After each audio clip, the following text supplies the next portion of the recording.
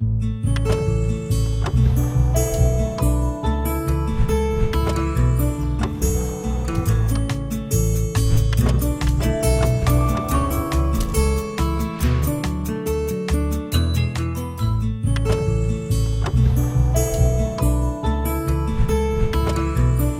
a todos, sejam bem-vindos aqui na aula do professor Jorge Formiga. Eu trouxe para vocês hoje a base para o entendimento das integrais. Então, é um curso que foi dividido em várias partes aí, até chegarmos às integrais. Porém, essa primeira aula deste curso retrata aqui a ideia que está por trás das integrais. Em especial, a aula de hoje é sobre a soma de Riemann, né? E o problema de área e da distância que está extremamente relacionado a esse conteúdo. Okay? Isso faz parte da introdução ao estudo da integral e a primeira parte do nosso curso. Então vamos lá, sem muita enrolação. Vamos supor que queiramos determinar a área que está aqui marcada por essa região azul. Okay?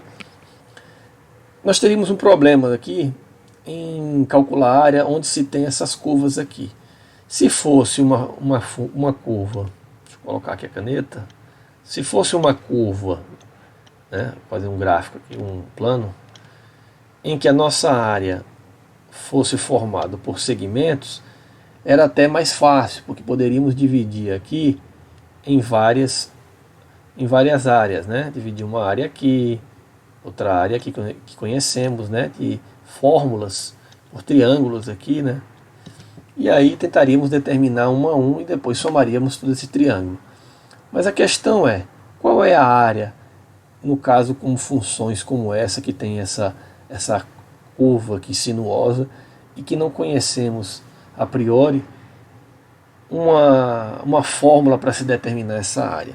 Então a aula de hoje retrata bem o que está por trás desse método de resolução e de aproximações de área, que o intuito, na verdade, a ideia que está por trás é acharmos as áreas de pequenas figuras planas formadas por subdivisões, né, abaixo dessa figura, né? Podemos pensar em retângulos aqui embaixo.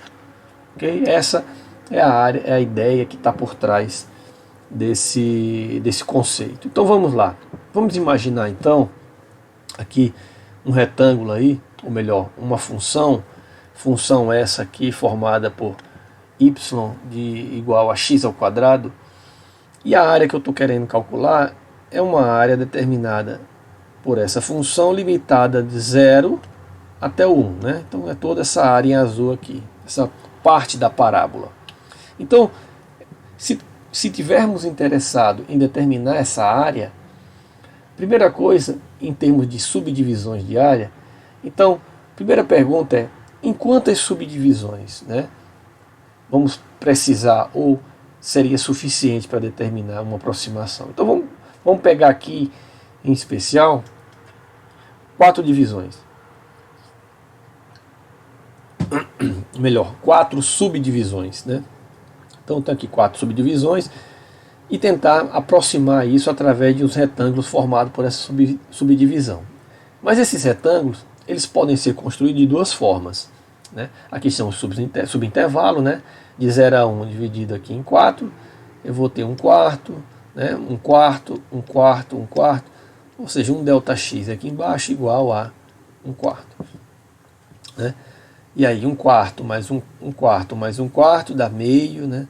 Meio mais um quarto dá 3 quartos e assim por diante, né? Pois bem, então, se eu pensar nos retângulos que eu posso construir aí, limitados dentro desse subintervalo, eu posso pensar de duas formas. Ou eu coloco retângulos passando dessa função, né, dessa parábola, né, acima dela, ou coloco retângulos abaixo dela. Mas nós temos dois problemas, né? Aqui um problema que vamos superestimar a área, vai ter valores, vai estar acima da parábola, e aqui vai ter valores subestimados, né? Ou seja, vai estar abaixo da minha parábola. Por isso nós estamos pensando em aproximações. Essas duas ideias chamamos de adotar subintervalos de extremidade direita e extremidades aqui nesse caso à esquerda, né? Extremidades esquerda. Por que o sentido direita e esquerda? Está aqui, né? Se você pegar esse subintervalo até o limite do intervalo e subir ele aqui da função, então o valor da altura desse retângulo está acima, né? Está acima aqui, não necessariamente acima, mas eu quero dizer que ele está pegando aqui o final do intervalo e subindo na função. Então, quando você fechar o retângulo, ele vai estar acima. Vamos pegar esse intervalo, né, meio, o valor de meio rebate na função, então o valor dele, ó, o valor do f de x está aqui acima, formando o teto aí desse retângulo. Já no caso aqui, nós estamos pegando não a extremidade à direita, que é esse ponto, nós estamos pegando esse ponto. Então, o primeiro aqui é 0, o segundo ponto é 1/4, então você bate aqui, você vai ver que o valor, o f dele, vai ficar abaixo da parábola. Vai ver o meio aqui, vamos pegar o valor de meio, né? Subir lá. Então, a altura do retângulo está abaixo da parábola, aqui é o f dela, né? Está aqui, e assim por diante. Então, aqui nós pegamos áreas adotando valores na extrema esquerda e aqui pegamos valores na extrema direita. Então temos duas situações aí para fazer a aproximação da área azul aqui inicialmente adotada, né? Então vamos lá. Se for para pegarmos a extremidade à direita, que é o primeiro caso aí que eu mostrei para vocês, então vamos essa aproximação nós poderíamos determinar da seguinte forma. São retângulos, então eu conheço a base aqui, que é o ΔX, a base vezes a altura. A base vezes a altura, certo? Mas note que aqui eu tenho 4 retângulos e a altura você pergunta, mas como é que eu determino essa altura? Se nós voltarmos aqui, isso aqui é uma parábola definida lá, cuja função é x². Ou seja, qualquer ponto que bate aqui, né, o f dele é o x², né, o valor de x². Então, como aqui a área desses retângulos é base vezes a altura, então aqui é o f de x. Então é ΔX vezes f de x, ΔX vezes f de x, ΔX vezes f de x, ΔX vezes f de x para todos os retângulos aqui, né? ΔX é igual, a altura é o f de 1/4, né? Que é f de 1/4, f de meio, né? Aqui é o f de 1/4, aqui a altura desse é o f de meio, que está aqui, né? Então 1/4, f de 1/4. Aqui é o f de meio. A altura desse é o f de 3/4. Está aqui f de 3/4, que é a altura, e aqui f de 1. Tá bom? F de 1. Então, pegando esses valores, que é formado pela função que define minha parábola, então, somando isso, fazendo essa manipulaçãozinha algébrica aí, nós obtemos esse valor na forma de fração, que nos dá 0,46875. Então se percebe que calculamos a área superestimando aqui, né? Superestimando, desculpa. Ou seja, está acima da parábola. Então o que é que nós podemos concluir sobre isso? Que essa área ela é menor, né? Chama aqui de R4, gente, né? Porque eu estou pegando a extremidade direita, R de right em inglês, 4 aqui das divisões. Então, acabei representando por isso, mas isso fica a critério do aluno. Então eu chamei aqui de R4, vai ser esse valor, ou seja, a minha área aqui em azul, abaixo da função, eu já sei que vai ser menor do que esse valor obtido. Se pensarmos, no caso agora, adotando extremidades à esquerda, né, que é o segundo caso, que eu mostrei ali, né, Então o primeiro ponto está aqui, o segundo ponto está aqui, né? Então aqui eu vou ter também o R4, só que o meu R4 aqui, o F de aqui vai ser agora o F de 0, né? A altura aqui é o F de 0, que é 0, né? Basta substituir o 0 aqui na parábola, né? Então eu vou ter o ΔX vezes o F de 0, o ΔX vezes o F de 1/4, que está aqui, né? O valor, F de 1/4, e assim por diante. Então aqui do pontos à esquerda, left, 4 aqui das subdivisões, fazendo essa continha aí eu tenho essa aproximação que vocês estão vendo aí. O que é que podemos concluir então? Que à direita, né, ou seja, pegando a extremidade à direita, nós temos uma área que está acima dessa parábola, e à esquerda conseguimos áreas que estão abaixo dessa parábola. São aproximações. Então, nós podemos concluir que a área em azul, né, daquela figura inicialmente lá do slide anterior, que é formado por essa parábola, ele é maior do que esse e menor do que esse. Mas note, gente, que nós adotamos aí apenas 4 subdivisões, né? Poderíamos adotar aí 10, 20, nós escolhemos inicialmente para essa ideia 4 subdivisões. Ok? Se escolhêssemos aí mais divisões, nós teríamos situações como essa, ou seja, mais retângulos. Que nós podemos observar que essas áreas cada vez mais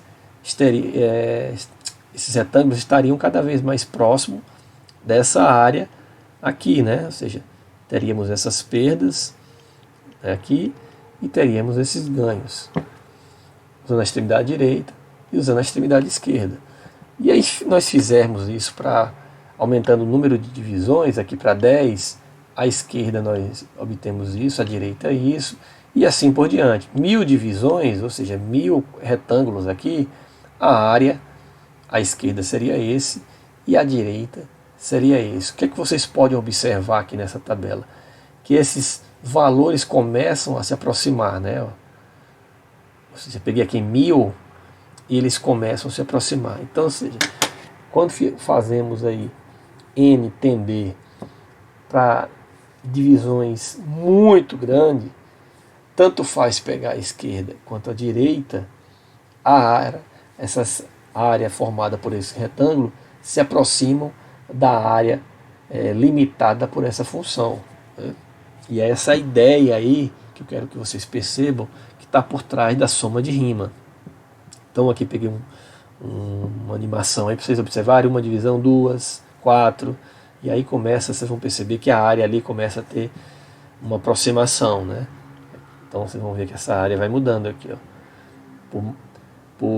E aqui ele pega um caso aleatório onde os ΔX eles são diferentes. Pode ser feito? Pode. Mas isso aí dá mais trabalho, você calcular ΔX por ΔX, tá? Então, mas a ideia eu quero deixar para vocês. Aí você pergunta aí, mas professor, então, um melhor resultado, se eu pegar esse valor e esse, eu posso somar os dois e calcular uma média? Pode. Você pode pegar, por exemplo, esse que nós acabamos de mostrar aqui, somar esse com esse e fazer uma média. E aí você está pegando aí uma média que nos retrata aí um valor central, né, entre essas duas áreas, a região que está em cima e a região que está embaixo. Então ele nos dá uma aproximação aí. Pois bem, então pensando em um caso geral, né, de uma forma geral, se eu aplicar isso para n divisões, eu tenho uma função contínua, bonitinha aqui, sinuosa, e faço aqui n divisões, né? N divisões, onde eu tenho aqui um enésimo retângulo, né, formado, vai formar aqui por essa divisão, ok? Então, a primeira ideia é dividir em faixas iguais, né? E aí, como você percebeu no exemplo, é mais fácil você aplicar para estimar essa área, ok? E aí, como é que você calcula? Basta você pegar o valor inicial do intervalo aqui e o valor final e dividir por n intervalos. Quantos intervalos você deseja? E aí você vai ter esse valor dessa base, né? Então você está dividindo em subretângulos iguais aí, ok? Pontos esses, né, que vão ser determinados pela soma desse ΔX, né? Por exemplo, A mais o ΔX que você encontrou, você acha quem é A1. Para achar o A2, basta pegar o X1 mais o ΔX, né? X1 mais ΔX, você acha que é o A2, o X2, ou A mais 2 vezes ΔX, também lá no meio. Você vai chegar nesses valores assim, e assim por diante. É necessário você encontrar quem são esses pontos para aplicar o F, né, o F dele, o F de X1, o F de X2, né, e aí assim determinar essas alturas. E dessa forma fazer a estimativa. E essa estimativa vai dar, se for pegando o ponto na extremidade à direita, né, o R da quantidade de divisões que você fez, então é base vezes altura. Base vezes altura e vai somando cada base vezes altura aqui. Ok? Note que esse caso aqui, pegando aqui o F de X1, a extremidade à direita, né? Então F de X1 bateu aqui, aqui. Observe que nesse caso, não necessariamente ele está fora acima da curva, né? Esse caso pegou dentro aqui, esse também, esse já começou a pegar fora, né? Esse fora, e você vai perceber que parte desses que estão fora aqui, desses valores que estão aqui superestimados, eles vão compensando um pouco essas áreas que vão sendo perdidas aqui, certo? Então vamos lá. Então essa é a ideia que eu queria trazer para vocês. Então podemos pensar na soma de Riemann do Georg Friedrich Bernhard Riemann, né? Esse matemático alemão foi que teve essa genial ideia, né, de fazer essas subdivisões dessas funções e então obter uma boa aproximação da área que está sob a curva. Ok? Então a definição agora pode ser apresentada. Como é que se aproxima então uma área que está sob, né, ou seja, abaixo dessa função f de x? Nós, desde que f, né, ela seja bem definida nesses valores, isso pode ser feito tanto para a extremidade à esquerda como à direita. Então essa área, né, vai ser aproximada pelo limite, né, do Rn, quando n tende para infinito. N, lembrando aqui que é as subdivisões, e Rn, né, essas é a soma das bases vezes a altura. Okay? Quando pegar a soma dessas bases vezes a altura e calcular o limite fazendo as divisões tendendo para infinito, nós aí vamos ter uma boa aproximação, né, dessa área. Ou seja, nós vamos ter aproximação, nós vamos ter a área, né, o valor dela, quando n tende para infinito. Pois bem, então, o que é que eu posso fazer um resumo aqui? Nós pegamos pontos amostrais, né? E aí pensamos na questão, se esses pontos não fossem obtidos pela extremidade direita nem pela extremidade à esquerda, pegássemos pontos amostrais aqui que estão no meio desse ΔX, né? No meio desse ΔX, pegássemos aqui um valor central, né? E aí retrata bem aquilo, né, de nós não pegarmos nem acima nem abaixo, mas um valor dentro desse ΔX. Aqui, esse qualquer número aí, nós vamos adotar aqui, chamar ele de xi asterisco. Esse xi asterisco é um ponto aqui que pertence a esse subintervalo. Ok? Então, de uma forma geral, a soma, né, o limite, como eu acabei de mostrar, essa área é definida pelo limite também da soma das bases vezes a altura desse ponto amostral, que está entre esse ΔX, né? Podemos representar essa sominha toda aqui por uma escrita matemática mais elegante, que é a soma, né? A soma, né? O sigma aqui é a soma da base vezes a altura, né? Base vezes a altura, de onde I representa a cada subintervalo, né? I1, f de x1, I2, f de x2 são referentes a cada ponto amostral, né? E esse x aqui, como são iguais, se ele fosse diferente, teria um xi aqui.